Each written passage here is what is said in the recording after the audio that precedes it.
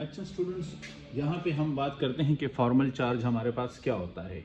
तो formal charge अगर आप लोगों ने देखा होगा तो ये हमारे जिस तरह PO4-3 है। मतलब ये कि अगर हम ये स्ट्रक्चर ड्रा कर लें इस तरह, ठीक है, ये 3 ऑक्सीजन नीचे गए, अब इस पर ये माइनस साइन है, इस पर भी माइनस है और यहाँ पे भी माइनस है। तो ये 3 माइनस आके यहाँ पे -3 हो जाता है। इसको हम कहते हैं फॉर्मल चार्ज। क्या कहते हैं?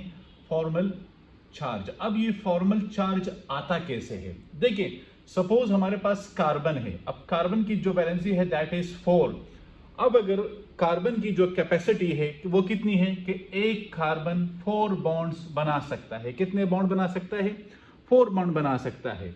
अब सपोज फर्स्ट पॉइंट कि अगर कार्बन का जो C = 4 है, ठीक है, ये 3 हो गया, मतलब ये कि इसने 3 बॉन्ड बना दिए, तो इस मीन के इसके पास एक इलेक्ट्रॉन एक्स्ट्रा है, तो इसके ऊपर माइनस साइन आएगा।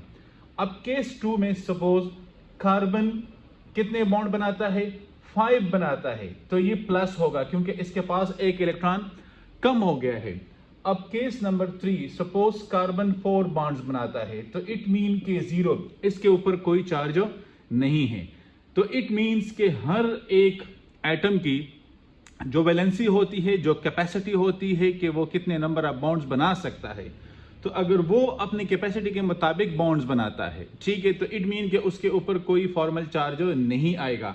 लेकिन अगर वो अपनी कैपेसिटी से कम या ज्यादा बॉन्ड बनाता है तो उसके ऊपर फिर क्या होगा? यस, उसके ऊपर फिर चार्ज आएगा, क्योंकि ये नंबर ऑफ इलेक्ट्रॉन है वो इंक्रीज भी होते हैं और डिक्रीज भी होती है। और आपको पता है कि इलेक्ट्रॉन के ऊपर कौन सा चार्ज है? इलेक्ट्रॉन के ऊपर माइनस चार्ज है। तो इस वजह से फॉर्मल चार्ज, तो फॉर्मल चार्ज माइनस भी हो सकता है।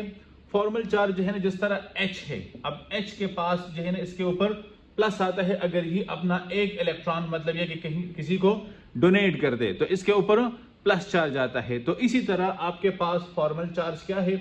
अब प्लस कैसे आता है? तो आपको पता है कि इसके सेंटर में एक प्रोटॉन है और ये एक इलेक्ट्रॉन है, तो अगर ये इलेक्ट्रॉन देता है तो पीछे प्रोटॉन बचता है और इसके ऊपर प्लस चार्ज है। तो इसी तरह जो कैपेसिटी होती है उसके मुताबिक हर एक एटम बॉन्डिंग करता है और उसके हिसाब से ही फिर उसके ऊपर चार्ज आता है।